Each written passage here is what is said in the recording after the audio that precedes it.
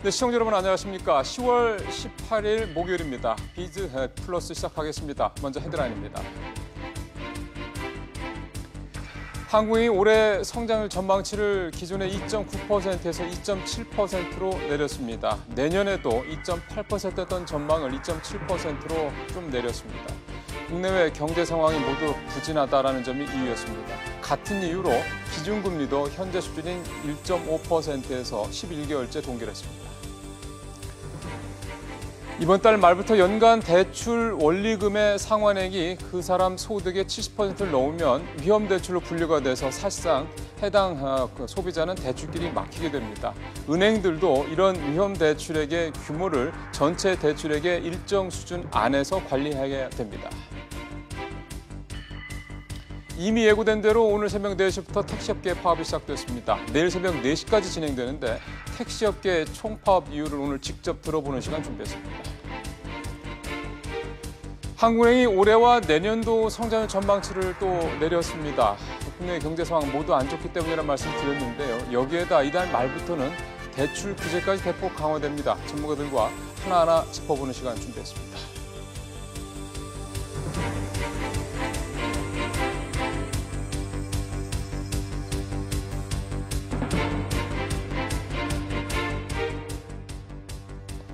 예, 전망치 얘기부터 해보겠습니다. 한국은행이 앞서 말씀대로 올해와 내년 전망치를 모두 내렸습니다. 올해 만약 한국은행의 수정 전망대로 2.7% 성장을 하게 되면 우리나라 6년 만에 가장 낮은 수준의 성장을 하게 됩니다. 기준금리도 동결했습니다. 하지만 다음 달, 즉 11월 달에는 기준금리가 올라갈 가능성도 있다는 판단이 나옵니다. 보도국 연결하겠습니다. 윤선영 기자. 네, 윤선영입니다. 예상대로 성장률 전망치를 내렸군요. 그렇습니다. 이주열 한국은행 총재는 올해 경제 성장률 전망치를 기존 2.9%에서 2.7%로 낮췄다고 밝혔습니다. 한은은 지난 4월까지 성장률을 3%로 전망했는데 이번에 2.7%로 낮추면서 불과 6개월 만에 0.3%포인트 하향 조정했습니다. 한은의 전망대로 올해 성장률이 2.7%에 그친다면 2012년에 2.3% 성장률을 보인 지 6년 만에 가장 낮은 성장률을 기록하게 됩니다. 이주열 총재는 이렇게 성장률을 낮춘 배경으로 미중 무역 갈등에 따라 대외적인 불확실성이 커지고 있는 데다 내부적으로는 고용 부진을 꼽았습니다. 기준금리도 동결했고요. 그렇습니다. 기준금리는 지금의 연 1.5%를 유지해 지난해 11월 이후 11개월째 동결입니다. 대외적인 불확실성이 높아지긴 했지만 이게 우리 경제에 얼마나 영향을 줄지 조금은 더 지켜볼 필요가 있다는 판단입니다. 근데 사실 오늘 금리가 오를 수도 있다라는 그런 전망도 좀 있었잖아요. 혹시 오늘 동결이 됐긴 했는데 뭔가 좀 금리 인상에 대한 어떤 조짐 같은 것도 있었습니까? 네, 여러 면에서 금리를 올릴 수 있다는 신호가 감지됐습니다. 먼저 이주열 총재는 금융 안정에 유념해서 통화 정책을 해야 한다는 얘기를 했고 그동안 통화 정책의 완화 정도를 신중히 판단해 나가겠다고 밝혀왔는데 이번에 이 신중히라는 표현도 빠졌습니다. 또 지난 7월에는 금통위원 가운데 한 명만 금리를 올려야 한다고 소수 의견을 냈었는데 이번에는 2명의 위원이 금리 인상 의견을 제시했습니다. 이에 따라 올해 마지막 금통위인 다음 달에 금리 인상 결정이 나올 수도 있다는 관측이 나오고 있습니다. 지금까지 보도국에서 전해드렸습니다. 금융당국이 가계대출의 원리금 합계가 연소득의 70%를 넘으면 위험대출로 간주를 해서 이를 일정 비율로 관리하도록 하는 가계부채 관리 방침을 오늘 내놨습니다. 취재기자 연결하겠습니다. 박규준 기자. 네, 박규준입니다. 그러니까 내 연소득에서 내가 갚아나가야 될 부채가 70%가 넘으면 이제 대출 거의 힘들어진다 이 얘기인 거죠? 네, 그렇게 봐도 될 것 같습니다. 지금까지 은행들은 DSR, 즉 연소득에서 부채가 차지하는 비중이 100%를 넘겨야 대출 심사를 깐깐하게 해왔습니다. 이 기준이 그간 너무 느슨하다고 해서 이번에 DSR 기준이 강화된 건데요. 이달 31일부터는 은행들은 DSR이 70%를 넘기면 위험대출로 간주하고 월 신규 대출에서 이 대출액 비중을 일정 이하 비율로 관리해야 합니다.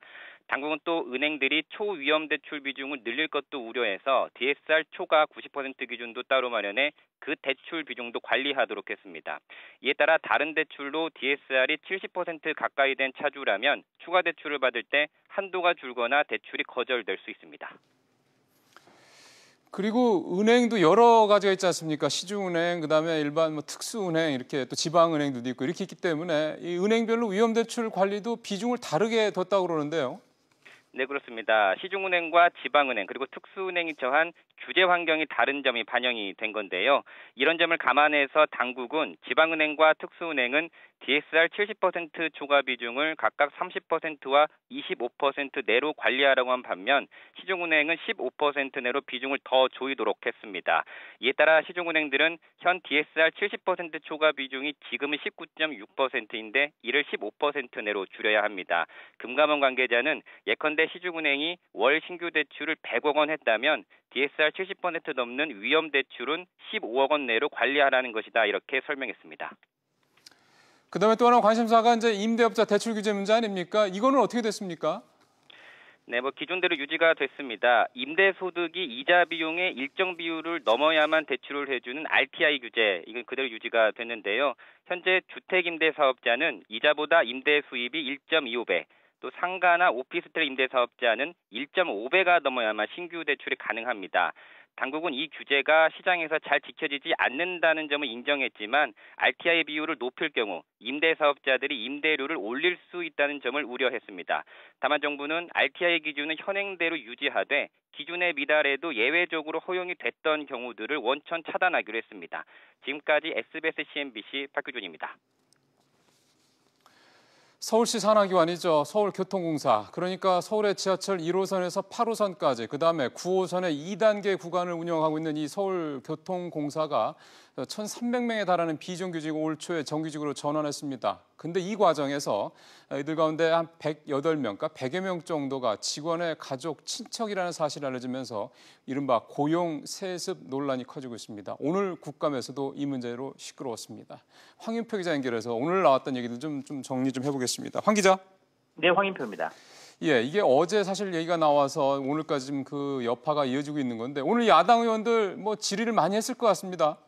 네, 그렇습니다. 국감 첫 질의자로 나선 유민봉 자유한국당 의원은 어떤 기준으로 정기직화를 추진했는지 명확하지 않아서 이번 문제가 발생했다며 이 박원순 시장에게 책임이 있다고 지적했습니다. 이태익 자유한국당 의원 역시 이 박 시장이 선거 관계자들의 자리를 챙겨주면서 이번 채용 비리 문제가 발생했다고 주장했습니다. 권은희 바른미래당 의원은 기회가 불평등했고 이 과정도 정의롭지 못했다며 박 시장을 비판했습니다. 박 시장은 야당 의원들의 지적에 대해 심각한 문제라고 생각해 서울시 감사가 아닌 감사원 감사를 받겠다며 사실관계를 명확히 따져보겠다고 답했습니다.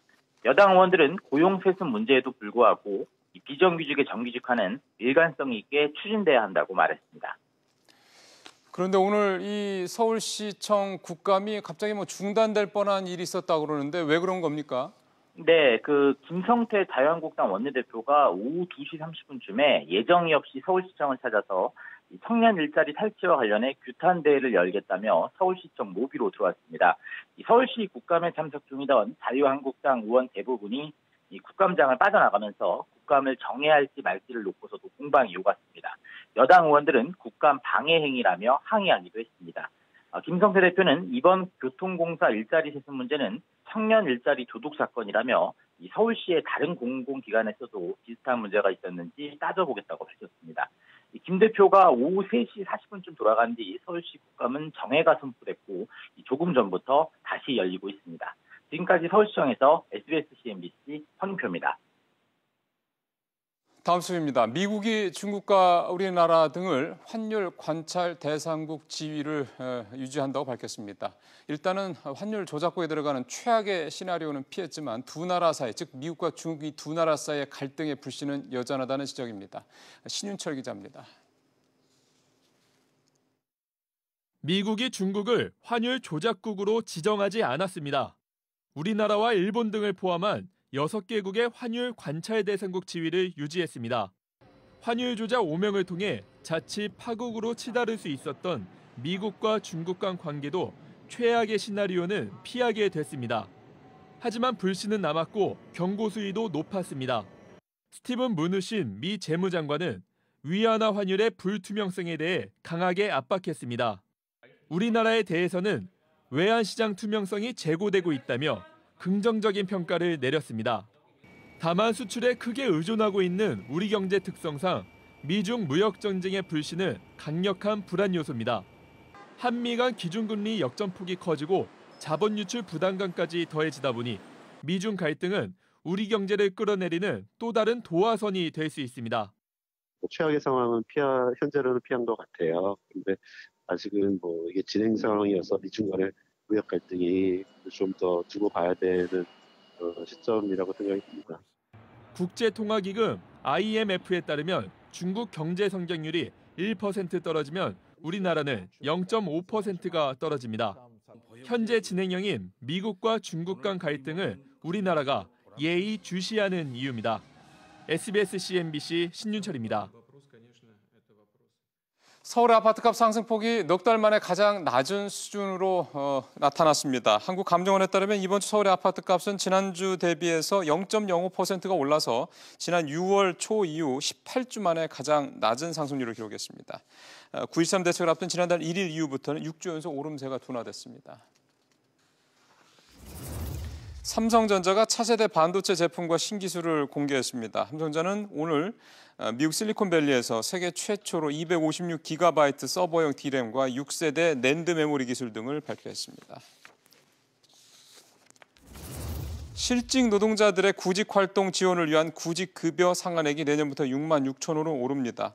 내년도 구직급여 상한액을 인상한다는 내용의 고용보험법 시행령 개정안이 오늘 입법 예고가 됐는데 이는 올해 상한액 6만 원보다 10%가 높은 거여서 내년도 구직급여 지급 대상자는 최대 월 198만 원의 구직급여를 받을 수 있게 됩니다.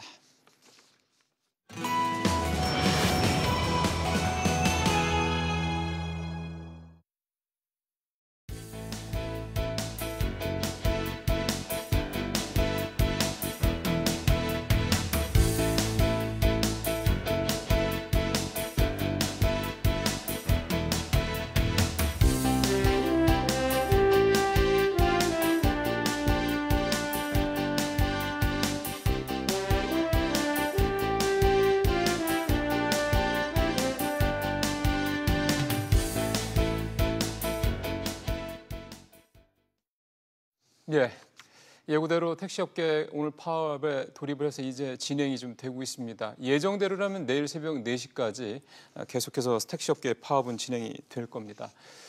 저희가 어제 얘기를 좀 일부 다루긴 했는데 오늘 저희가 업계 얘기를 직접 좀 들어보는 시간을 좀 준비를 했습니다. 이성훈 전국 개인택시연합회 전무가 지금 전화로 연결이 되어 있습니다. 전무님 안녕하십니까? 네, 안녕하십니까? 지금 전무님 혹시 어디 계십니까? 지금 광화문 집회 현장에 있습니다. 집회 현장에 계시고요. 광화문 집회 현장에 지금 우리 기사분들 어느 정도나 나오신지 추산이 나왔나요? 비대위 비공식 추산으로는 지금 7만 명을 추산하고 있습니다. 예, 지금 저희가 지금 전무님이랑 얘기하고 있는 상황에서 저희 영상 나가는 거 보니까 광화문 광장이 지금 기사분들을 좀 꽉 좀 차 있는 그런 그림이 좀 나오고 있긴 한데요. 일단은 우리 기사님들께서 이렇게 사실 좀 쌀쌀한 날씨에 광화문 광장에 이렇게 7만여 분이나 나온 이유가 있지 않습니까? 그 이유를 좀 우리 시청자분들한테 설명을 좀 해주시죠. 지금은 카풀 때문에 택시 업계가 첨예하게 대립이 되어 있는데요. 예. 이 카풀이라는 것은 사실상 90년도 초반에 그 유료 파동이라든지 출퇴근 시간대에 그 차량 소통을 좀 줄이기 위한 방편으로 허용된 그 임시 그 규정이거든요. 근데 예. 그때 당시에 이제 그 카풀은 출퇴근 시간대라는 명칭만 그 제시가 되어 있었기 때문에 예. 그 시간대가 불명확한 상태에서 지금 이제 시대적 변화에 따라서 이제 자율적으로 이제 그 출퇴근 시간을 정하는 회사들도 생겨나지 않습니까? 옛날보다 바뀌었죠, 그죠? 예.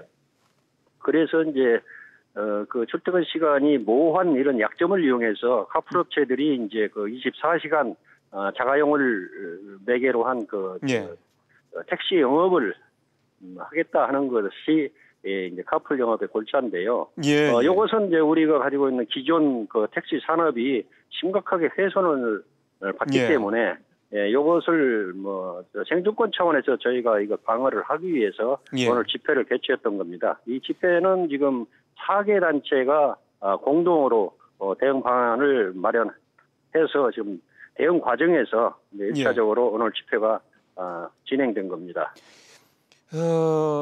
이 오래된 이 출퇴근 시간대 카풀이 지금 이제 21세기에 와가지고 또 지금 문제가 좀 되고 있는 건데요. 이 출퇴근 시간 문제에 대해서 아마 택시업계에서 정부나 서울시나 이런 지자체하고 분명히 얘기를 하셨을 것 같은데 정부나 지자체에서는 이 출퇴근 시간 문제에 대해서 명확하게 어떤 가이드라인을 제시하거나 이럴 생각은 없나 보죠?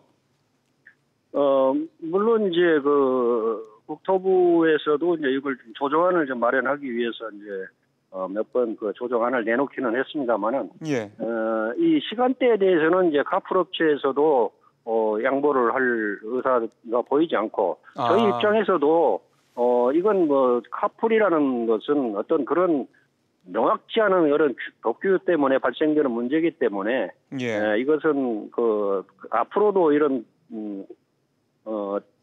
분쟁의 소지를 없애기 위해서도 유상운송 행위를 할 수 있는 이런 근거 조항 자체를 저희가 없애 달라고 그렇게 요구하고 있는 거고요.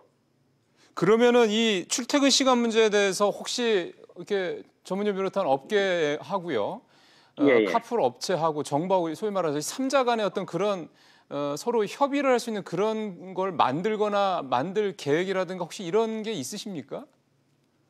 그런 시도는 좀 여러 차례 이제 국토부가 이제 매개가 돼서 이제 시도를 했었죠. 그렇지만은 요 자체가 너무 이제 업계와 그 신생산업들 간의 이제 이해관계가 첨예하기 때문에 아직 좁혀진 바는 아직은 없습니다. 따라서 이제 그런 좁혀진 조정안들이 나오지 않았기 때문에 오늘 같은 이런 집회 상황까지도 가게 된 거죠.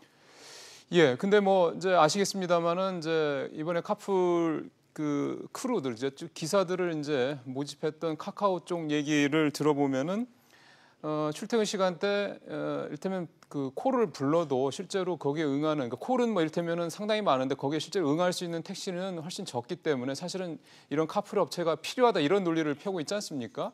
그렇다고 그러면 택시 업계에서는 예를 들어서 이 카풀이 없어도 충분히 소비자들의 어떤 그런 수요 즉 니즈를 이렇게 커버할 수 있다, 만족시켜줄 수 있다 이렇게 보실 수 있는 건가요? 예, 그렇습니다. 여러 가지 이제 대안들이 좀 있죠. 일단은 승객을 택시를 잡기 힘든 그 어떤 한정된 지역이라든지 시간대에 요금을 좀 탄력적으로 운행을 한다든지, 또 지금 부재로 운행되고 있는 택시들을 또 한시적으로 또 어떤 그 특정한 시간대에 해제를 한다든지 하는 여러 가지 대안들이 있음에도 불구하고 일단 모든 것을 카풀로서 해결하려고 하면은 지금 카카오 측 입장에 저희들도 좀 붕괴를 하고 있는 거죠. 알겠습니다. 전무님 어쨌든 내일 새벽 4시까지 계속 하는 거는 변동이 없는 거죠? 예, 그렇습니다. 이제 원칙적으로 이제 24시간 비상대책위원회에서 운행 정지 결정을 했기 때문에 원칙적으로는 뭐 진행이 되고요. 또 이제 그 지역 간의 그 어떤 상황에 따라서 그 유동적으로 그 지역 단체장들이 결정할 수 있도록 그게 자율권을 좀 보장해 놓은 상태입니다. 원칙적으로는 내일 새벽 4시까지 예상대로 예고대로 진행이 된다. 알겠습니다. 전무님 말씀 잘 들었습니다. 네, 감사합니다. 지금까지 전국택시연합회 이성훈 전무님과 얘기를 좀 나눠봤습니다. 이게 사실은 논란이 충분히 있는 얘기고요. 저희가 이제 양측 얘기를 다 오늘 좀 듣는 게 아니기 때문에 오늘 이 얘기를 조금 더 좀 균형을 맞추기 위해서 박영민 평론가가 이 얘기를 조금 더 해보겠습니다. 평론가님, 박 평론가님도 이제 방송 일 때문에 사실은 택시를 많이 타시는 분이기 때문에 아마 누구보다도 이제 사실 와닿는 이런 좀 이슈가 좀 될 텐데 이게 참. 우리 이 전무님 말씀을 들어봐도 업계들이 생존권 차원에서 나왔다라는 말씀에 대해서는 좀 어느 정도 공감은 갑니다. 왜냐하면 택시업계 상황이 열악하다는 건 우리가 다 알고 있지 않습니까? 그렇죠. 이것도 어찌 보면 자영업이 어렵다. 그 얘기가 나왔을 때랑 비슷한 상황인데 한정된 손님을 두고 너무 많은 사람들이 경쟁을 하다 보니까 기존의 택시끼리도 서로 손님을 뺏고 빼앗는 경쟁을 해야 하는데 여기에다가 일반 자가용까지 끼어드는 게 달갑지 않을 겁니다. 그러면 생존권 문제이기 때문에 그런 주장은 충분히 이해가 가는데 또 다른 한편에서는 그동안 굉장히 오랫동안 택시에 대한 이러저런 불만 혹은 수급이 맞지 않는다는 지적들이 있었는데 그런 것들을 그 오랜 세월 동안 왜 스스로 자정하지 못했느냐 여기에 대한 주장도 있거든요. 또 한 가지는 소비자들이 이미 이제 해외에서 뭐 차량 공유 서비스를 통해서 여러 가지 편리함을 느껴보니까 이 서비스가 필요하더라. 여기에서 이제 여러 가지 갈등이 발생하고 있는 상황입니다. 지금 서울의 택시가 모두 몇 대나 됩니까? 개인 택시가 한 5만 대 정도 되고요. 법인 택시가 2만 대를 좀 넘는 것으로 추산이 됩니다. 개인 택시 훨씬 많군요. 네. 합하면 한 7만 대 정도 된다라는 건데 그렇죠. 지금 서울의 인구가 대략 1,000만 정도 잡고 이렇게 계산을 해보면 출퇴근 시간대 분명히 택시에 대한 수요가 이 7만 대 가지고 또 7만 대가 매일 다 운행하는 건 또 아닐 테니까 그렇죠. 그렇게 따지면은 수요에 비해서 공급이 부족할 수도 있다라는 생각을 할 수 있을 것 같긴 한데 실제로 카카오 쪽 얘기를 들어보면은 훨씬 못 미친다라는 얘기는 하더라고요. 수요에 비해서 공급량이. 네, 이 업체가 카풀 서비스를 제공하기로 결정한 근거로서 제시했던 글쎄요. 수치들이 있는데요. 예컨대 비가 많이 온다, 아니면 날씨가 너무 덥다, 춥다, 폭설이 내린다 이럴 때에는 택시를 타려는 사람이 급증할 텐데 이런 날에는 오히려 택시들의 배차, 그러니까 출근하시는 기사님들이 줄어들더라 이런 근거를 제시하고 있어요.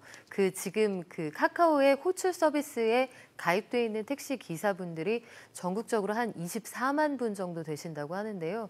그러니까 이 막대한 빅데이터를 통해서 카카오 측은 오히려 그렇기 때문에 카풀 서비스가 필요하다 이렇게 주장을 하고 있는 것이죠. 예. 사실 이거는 저희가 어느 한쪽 편에 들어서 얘기를 사실 들어줄 수 있는 부분은 분명히 아닙니다. 소비자들도 상당히 지금 택시에 대해서 불만들이 지금 수십 년째 계속되어 왔고 지금 이 전문님 말씀 들어보니까 이 출퇴근 시간대 카풀 문제가 어제 오늘 얘기가 아니군요.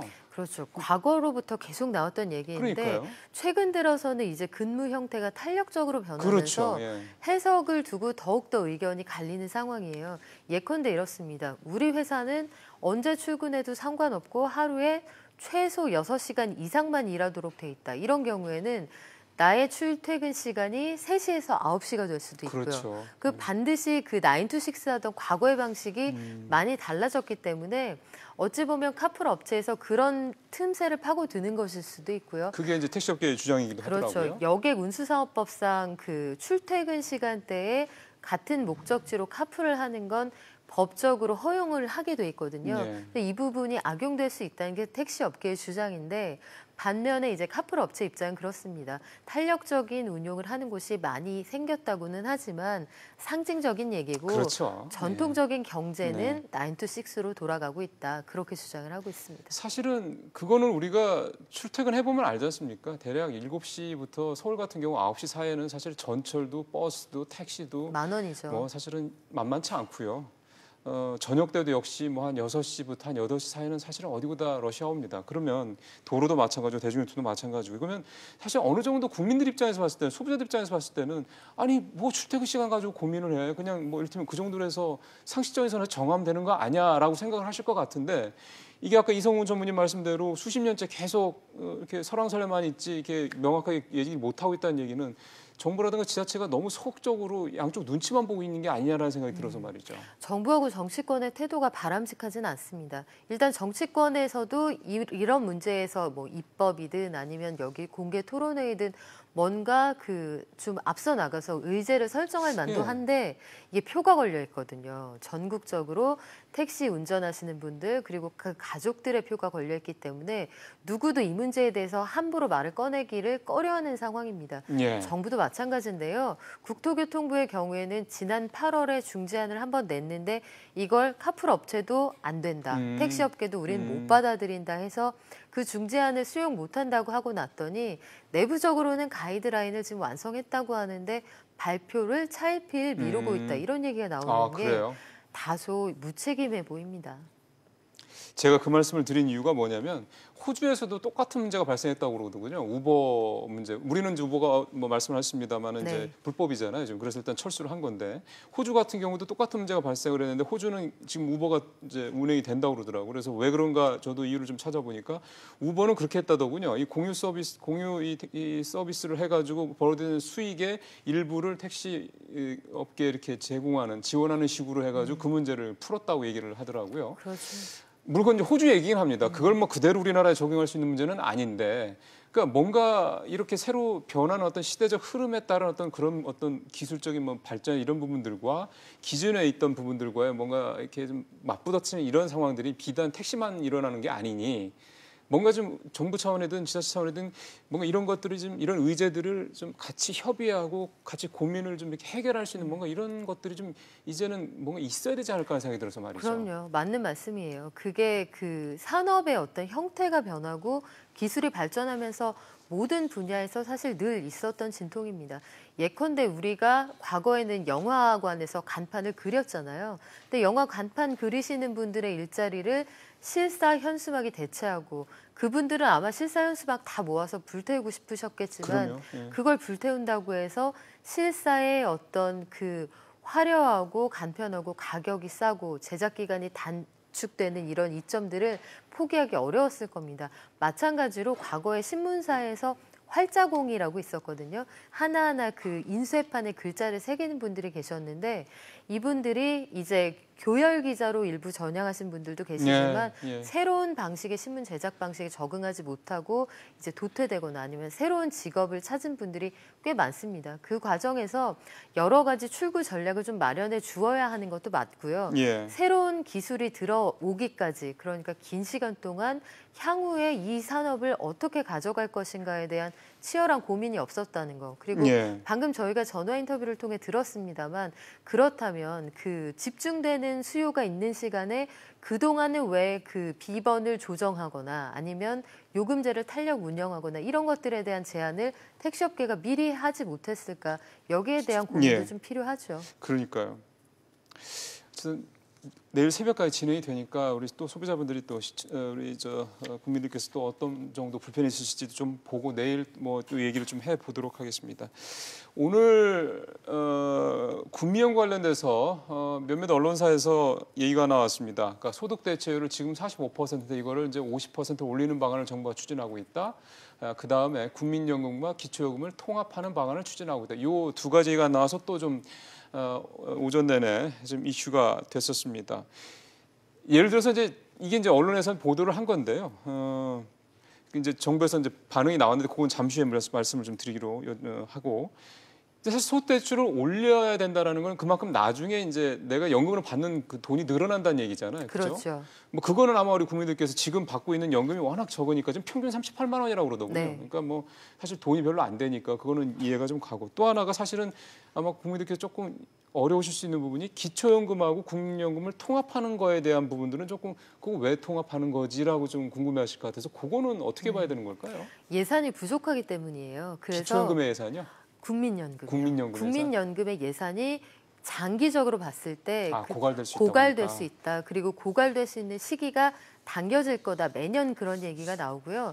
예상했던 고갈 시점이 매년 조사할 때마다 당겨진다. 이런 결과가 나오고 보니 여기에서 지속적으로 투입할 수 있는 어떤 재정이 필요하다. 그렇죠. 그러면 이 재정을 어디서 충당할 거냐 해서 뭐 교원연금과 통합을 하자 아니면 군인연금도 여기 넣어라. 정부가 보전해주는 모든 연금을 통합하자 이런 주장도 있었고요. 그중에 한 가지 대안으로 등장한 게 기초노령연금과 통합하는 그런 방안인데 그건 정부가 아니라는 입장을 분명하게 밝혔습니다. 글쎄요. 오늘 권덕철 보건복지부 차관이 기자회견을 갖고 아예 그 얘기를 하시더군요.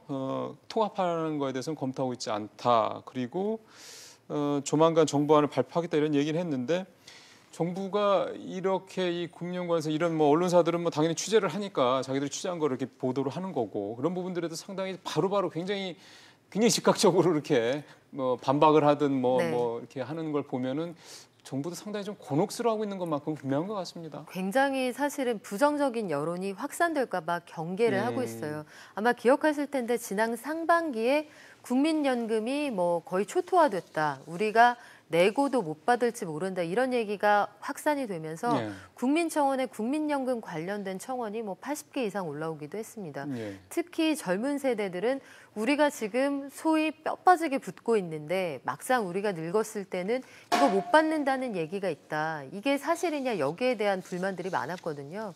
어떤 방식으로든지 정부가 약속한 돈은 주겠습니다만 점점 이 무거운 덩치의 돈을 낼 사람은 줄어들고 받을 사람은 많이 늘어난다는 현실은 좀 직시할 필요가 있는 상황입니다. 예, 국민연금에 대한 이 부분은 워낙에 이제 저희가 고령화가 빠르게 진행이 되면서 많은 국민들이 사실 또 예민하고 계신 분이기 때문에 정부도 그 고민이 좀 깊을 수밖에 없을 것 같습니다. 평론 말씀 잘 들었습니다.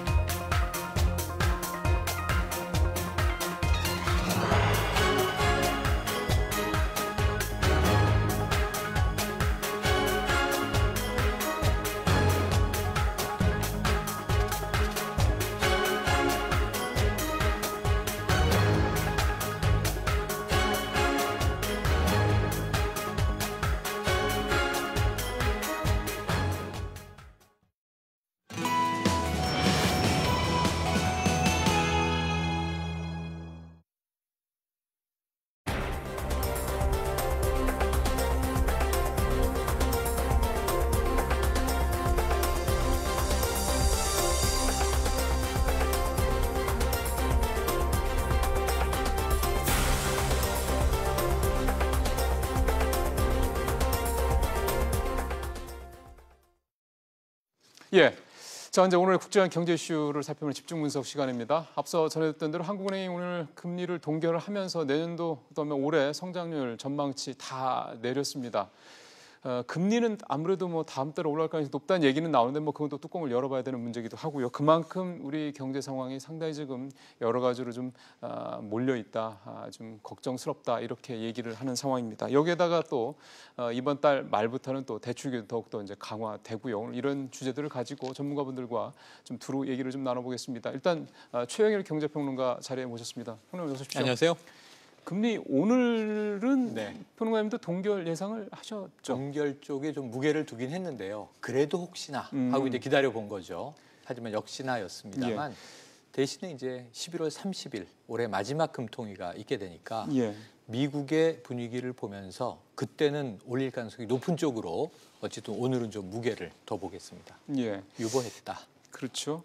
지금 일단 금리 얘기를 꺼냈으니까 금리 얘기부터 먼저 좀 하겠습니다. 네. 지금 평론가님은 다음 달에 조금 가능성이 있다고 보시는 거고, 네. 예, 일단 좀 최 평론가님 좀 생각을 좀 들어봤고요. 지금 LG경제는 조영무 박사가 전화 연결이 되어 있습니다. 조 박사님 얘기도 좀 더 들어보고 계속해서 최 평론가가 얘기를 나누고 있습니다. 박사님. 네, 안녕하십니까? 예, 안녕하십니까? 사실 오늘 금통위에서 이제 금리를 뭐 일단 시장의 전망은 뭐 동결이 유력하긴 했습니다. 그런 실제 예고대로 예상대로 동결이 됐고요. 다음 달에 금리를 올릴 수 있다라는 이런저런 시그널들이 있었다. 저희 취재기자 이제 그렇게 얘기를 하고 있는데 조 박사님도 이런 어떤 일부 조짐들에 대해서 이제 동의를 하시는지요? 저는 기본적으로 한국은행은 계속해서 금리를 올리고 싶어 하셨다라고 생각하고 있고요. 하지만 뭐 금리 인상 실기론 이야기까지 나올 정도로 한국은행이 금리를 올리지 못했던 것은 올리고 싶지 않아서가 아니라 올해 초부터 금리를 올릴 만한 여건이 형성되지 못했기 때문으로 보여집니다. 2월에는 미국에서 금리 급등으로 인한 주가 급락이 발생을 했었고요. 그렇죠. 그 이후에는 미중 무역 갈등의 심화라던가 국내적으로는 고용시장 위축이라던가 투자 부진과 같은 악재들이 계속해서 나왔기 때문이죠. 그렇죠. 그런 면에서 보면은 한국은행으로서는 기회를 잡지 못한 채 여기까지 흘러왔다라고 볼 수가 있겠고요. 특히 오늘 같은 경우에는 성장률 전망 하향 조정이 유력시되는 수정 경제 전망이 같이 발표되는 금통이었기 때문에 아마 금리를 올리기 어려울 것으로 예상을 하고 있었고요. 11월에 금리 인상을 시도할 가능성을 오늘 기자회견이라던가 통화정책 결정문에서 강하게 시사한 것으로 보입니다만 네. 그건 역시도 앞으로 전개되는 상황을 봐야 될 것으로 보입니다. 예. 한국은행이 강조하고 있는 것은 금융시장에서의 불균형 누증이지만 만약에 앞으로 남은 기간 동안에 가계부채 증가율이 떨어진다라던가 우려를 샀던 일부 지역의 주택 가격이 안정세를 찾는다라고 한다면 예. 이러한 것도 금리 인상의 근거가 되기 어려워질 가능성이 있기 때문입니다. 그 하나 좀만 더 여쭤보겠습니다. 오늘 성장률 전망치 이제 올해 내년 다 내렸지 않습니까? 그 네. 한국은행은 올해 2.7%, 내년도 2.7% 같게 보고 있는데 일단 수치상으로는요. 근데 LG경제연구원은 제가 오늘 알아보니까 올해는 2.8%였나요? 네. 내년이 2.5%로 올해와 내년이 차이가 좀 있더라고요. 그러니까 내년을 더 안 좋게 LG경제연구원은 보던데. 근데 지금 두루 다른 민간 연구소 찾아보니까 대부분 LG연구원이랑 비슷했습니다. 올해보다 내년을 더 안 좋게 보더라고요. 내년은 올해보다 더 안 좋게 보는 이유를 LG는 어떻게 보고 계십니까? 우선 한국은행이 올해 경제 성장률 전망치를 0.2%포인트나 낮추셨는데요. 네. 그것은 사실은 아직까지 공식적으로 발표되지 않은 하지만 한국은행이 집계하고 있는 우리 경제와 관련된 거시 지표들이 당초 예상보다 더 안 좋을 가능성을 시사한다고 볼 수가 있겠고요. 예. 동시에 한국은행이 미중 무역 갈등 심화라던가 신흥국 금융 불안이라던가 미 연준의 금리 인상과 같은 대외 악재들에 대해서 많은 우려를 하고 있음을 짐작하게 합니다. 예. 저희 역시도 이러한 부분에 대해서 상당히 우려를 하고 있고요. 특히 최근 들어서도 고용 쇼크, 마이너스 취업자 증가세는 피했지만 굉장히 부진한 취업자 증가세가 이어지고 있는데 예, 그 원인이 되고 있는 기업의 투자 부진이라던가 그렇죠. 또는 고용 부진이 앞으로 결과로서 나타날 수 있는 가계소득 증가세의 저하, 이로 인한 내수 소비 회복세의 위축 이러한 것들이 향후에 우리 경기 회복세를 어렵게 만들 가능성이 있고요. 예. 특히 그동안에 어려운 상황에서도 선전해왔던 우리 수출을 잘 들여다보면 ICT, 그중에서도 반도체 업종에 기댄 측면이 많았는데 내년 이후에 반도체 업황이 악화될 수도 있다라고 하는 우려가 결국은 내년 경기 전망을 좋게 보기 어려운 주된 근거가 될 것으로 보입니다. 알겠습니다. 박사님 오늘 말씀 잘 들었습니다. 네, 감사합니다. 네, 지금 이제 조영모 LG경제원 박사와 얘기를 네. 좀 나눠봤는데 조 박사님의 그 얘기는 다음 달에 금리를 꼭 인상한다라고 네. 볼 수는 없다라는 말씀이시네요. 정확한 진단이시죠. 왜냐하면 다음 달에 또 지표를 확인하고 우리의 경제 기초 체력이 튼튼한지를 검증하고 나서야 예. 금리를 올려도 올릴 수 있는데 네. 오늘은 정확하게 성장률을 내리면서 금리를 올리는 건 굉장히 좀 이례적인 일입니다. 맞습니다. 성장률을 올리거나 고용 전망이 좋다든가 뭔가 좀 긍정적인 시그널을 깔고 나서 금리를 올려야 되거든요. 그러니까 만약에 다음 달도 암울한 경제 지표가 계속 이어진다면 예. 금리만 올리기는 쉽지 않은 게 사실인데 여기서 이제 해석은 좀 엇갈릴 수 있어요. 지금 내년 전망치가 더 암울하다. 예. 그런데 문제는 지금 중앙정부 쪽에서 특히 이낙연 국무총리나 예. 이 국토교통부의 김현미 장관은 금리 올리는 방법을 사실은 권한이 없습니다. 그러니까 무슨 권한이 있습니까? 권한은 금통위의 그러니까요. 권한입니다. 예. 그럼에도 불구하고 금리를 올리는 수를 아까 이 금리 인상 실기론도 얘기하셨잖아요. 예. 늦었다. 금리라도 올려야 한다.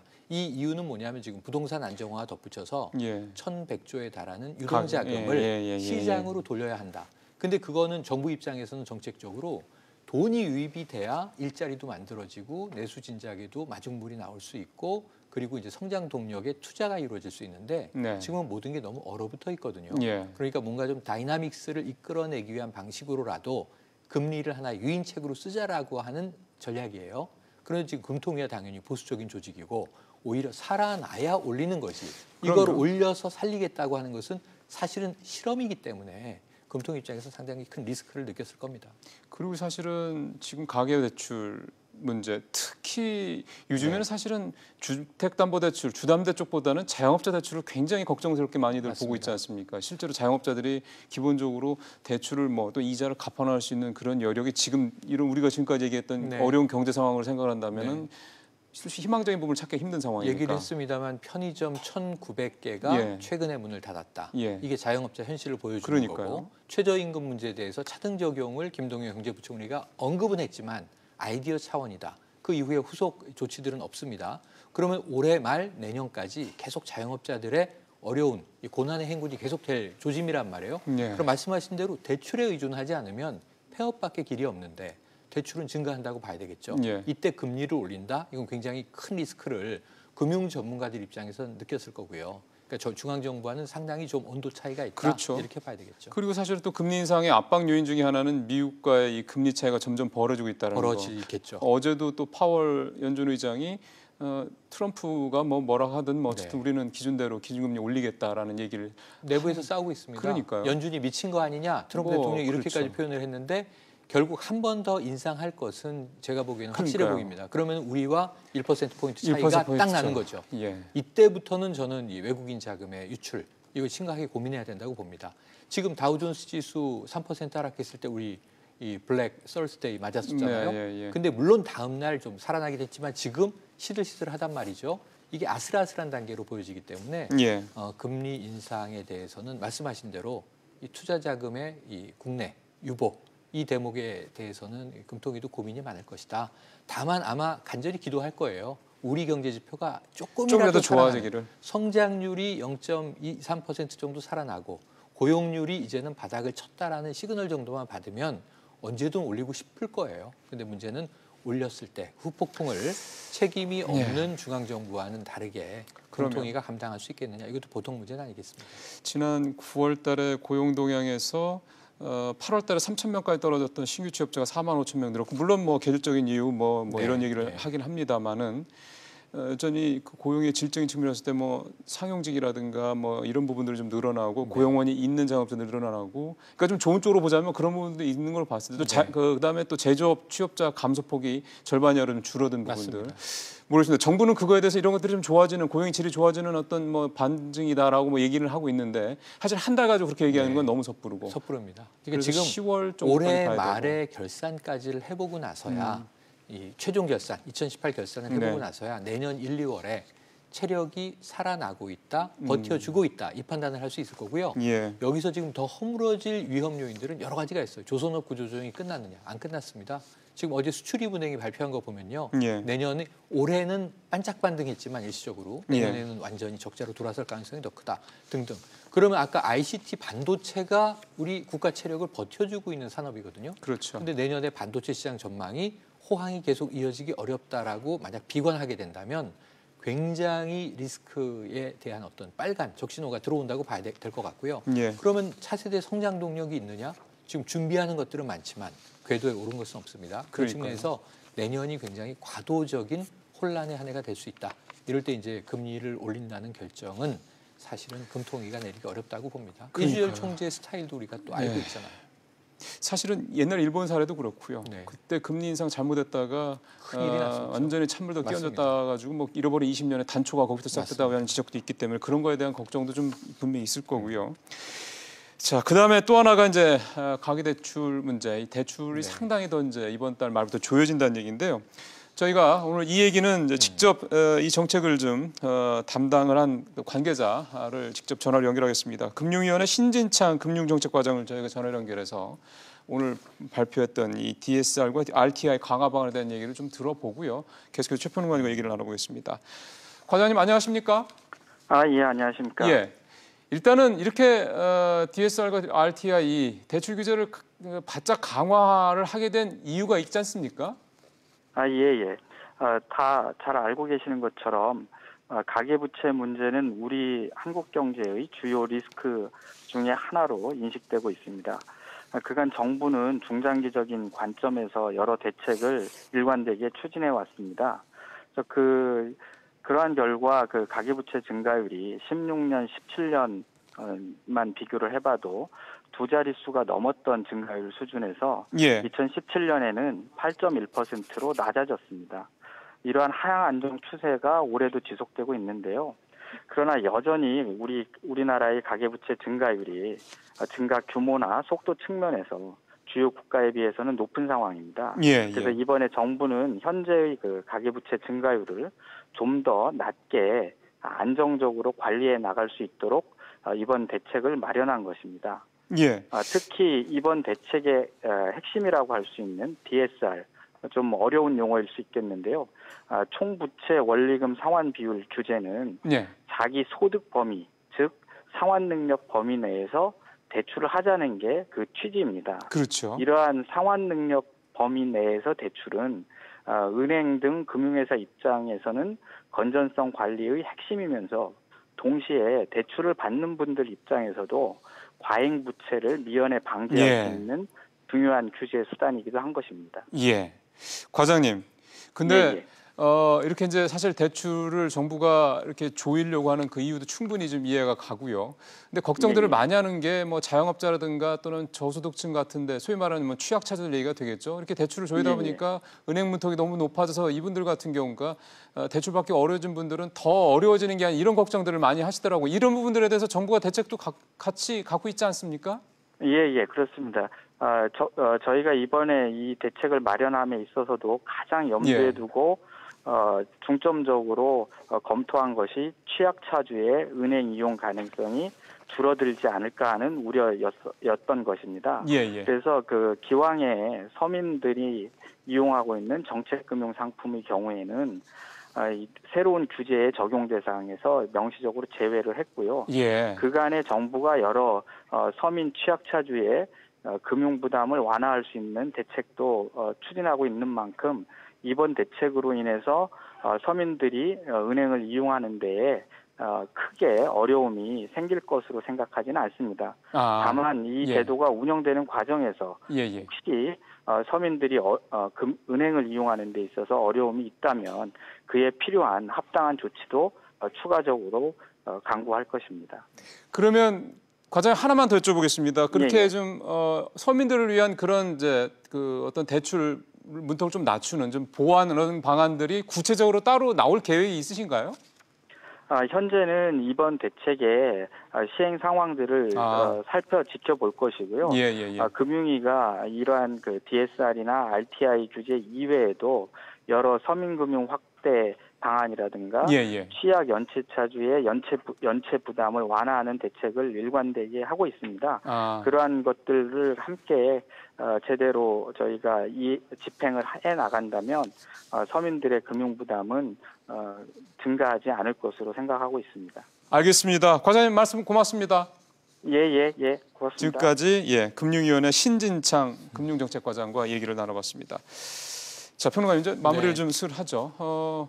충분히 그러니까 자기 능력 범위를 넘어서는 대출을 받아오는 게 일반적이었고 그 돈들이 사실 부동산으로 많이 가서 뭐 일반 갭 투자 같은 것도 좀 해왔고 그게 지금 최근 집값 급등이 분명히 이유라는 건 뭐 중에 하나가 됐고요. 이유 중에 하나라는 건 다 알고 있는 거고요. 그래서 정부 이렇게 조인다는 뭐 어느 정도 설득이 충분히 있는 그런 내용들이지 않습니까? 그러니까 이제 두 가지 측면에서 조이지 않을 수가 없었다. 이미 부동산 대책에 조인다고 돼 있고요. 부동산 대책의 수요 공급 두 개인데 공급 빼고 수요는 종부세 올린 거. 세제로 이제 압박하는 거 하나 외에는 금융을 조이는 것밖에 없었습니다. 이거 빼면은 이제 부동산 대책에서 큰 축이 하나 허물어지는 거고요. 당연히 이제 DSR은 갈 거라고 생각했고 DTI도 가는 거고. 그런데 문제는 DSR에서 또 하나는 아까 자영업자 얘기 많이 질문하셨습니다만 가계부채가 너무 증가하면 지금 고정금리 대출은 줄어들고 있고 변동금리 대출이 올라가고 있는데 향후에 금리 인상까지 예상하면 이거는 폭발적인 파괴력으로 부메랑으로 돌아옵니다. 그걸 미리 통제하자라고 하는 이제 안전선이라고 봐야 될 것 같고요. RTI 같은 경우에는 그래도 임대업에 대해서는 아직은 옥죄이지 않았어요. 유지. 그게 결국은 그게 지금 금융위 얘기는 그게 세입자들한테 임차인들한테 전가가 될 것 같다라는 거예요. 크다. 아니, 그건 정말 그럴 거예요. 맞습니다. 그러니까 지금 집 사는 것을 또 관망세로 돌아섰잖아요. 집값 인상에 대해서 이게 단기적으로 지금 억제되고 있는 거냐, 중장기적으로 이 주택 가격이 안정화되는 거냐. 여기에 대해서 또 시장에서 실수요자들이 지켜보고 있고 갭 투자는 어쨌든 지금 주춤하고 있습니다. 이런 상황에서 RTI까지 옥죄였을 때 이제는 건물주들이 임대사업자들이 말씀하신 대로 이 무거운 짐들을 세입자들에게 전가하기 시작을 하면 전세 대란 또 일어납니다. 그러니까요. 지금 전세 쪽으로 사람들이 몰리는 게 사실이거든요. 왜냐하면 주택 매매를 지금 자제하고 있다 보니까 그럼 이 전세 쪽에 과거에 불이 붙었을 때 장기간 잡을 수 없었던 들불처럼 타오른 걸 우리가 봤었잖아요. 또 그런 일이 벌어지면 정부 입장에서는 이중고를 안게 되기 때문에 이 세입자들에 대한 전가를 미리 차단한다는 의미에서 RTI는 유지 이렇게 결정된 것 같고요. 지금 말씀으로 보면 내년 봄까지는 지켜볼 것 같습니다. 적어도 한 2분기 정도 지켜보고 내년 한 3, 4월 정도 이 주택 가격은 또 이제 봄이 돼야 움직이니까 지금 겨울로 진입하고 있지 않습니까? 내년에 한번 지표를 찍어보고 나서 지금 효과가 있다, 예. 없다, 또 움직여야 되겠다, 아니다. 이걸 결정할 것 같은데요. 저는 뭐 한동안은 지속될 것으로 전망을 해봅니다. 그래도 뭐 시간이 뭐 얼마 안 남아서 뭐 길게 얘기할 수는 없습니다만 결국 이제 급전이 필요한 서민들이 항상 문제잖아요. 문제입니다. 뭐 소득이 높은 사람들이야 뭐 대출 얼마 사실 그렇게 해왔고 그분들이 대부분. 돈이 많은 게 아이러니가 대출이 필요하지 않죠. 근데 돈이 계속 유입이 되니까요. 그러니까 그분들 같은 경우는 사실 아무 상관이 없는 건데 경제가 어려워도 전 상관없는 거고 근데 이 서민들 같은 경우나 저소득층 같은 경우는 사실은 경기가 나빠지니까 소득도 뭐 맞습니다. 오히려 뭐 느는 건 뭐 둘째치고 대부분 줄어드는 상황에서 대출금까지 이렇게 조인다고 그러면 특히 자영업자도 그렇고요. 이게 그분들이 상당히 좀 어려운 쪽, 맞습니다. 폐업이나 이런 쪽으로 가지 않을까 걱정이 돼서요. 그래서 그 대목을 좀 핀포인트로 제안을 드리자면 정부에서 이게 산업통상자원부든지 아니면 중소벤처기업청이든지 그렇죠. 이쪽에서 반드시 한 번쯤 스크리닝을 하셔서 과거 여러 해 전부터 좀비 기업 문제가 나왔는데 망해야 할 기업 어쩔 수 없습니다. 백종원 씨가 국감에서 한 얘기입니다. 하지만 꼭 살 수 있는 기업에 정말 이 물꼬를 파이프라인을 끊어서 고사시키는 우를 범하지 않기 위해서 마지막으로 이제 긴급 자금을 지원할 수 있는 창구를 중소벤처기업청이나 산자부 쪽에서 반드시 만들어 놓고 SOS 시그널을 받아주는 채널을 개통해라. 이 고언은 꼭 드리고 싶네요. 예, 뭐 금융위가 이렇게 하는 건 당연한 거고요. 금융위의 업무가 그거니까. 여기는 거시적으로 조이는 거고요. 그러니까 이제 그런 어떤 중소기업이라든가 자영업자 이런 쪽을 담당하고 있는 부처에서도 좀 종합적으로 같이 좀 공조를 해서 선별하는 했으면. 업무를 선제적으로 정말 이 긴급 구조대라고 생각을 하시고 그 업무의 채널을 반드시 가동하시길 바랍니다. 알겠습니다. 말씀 잘 들었습니다. 고맙습니다.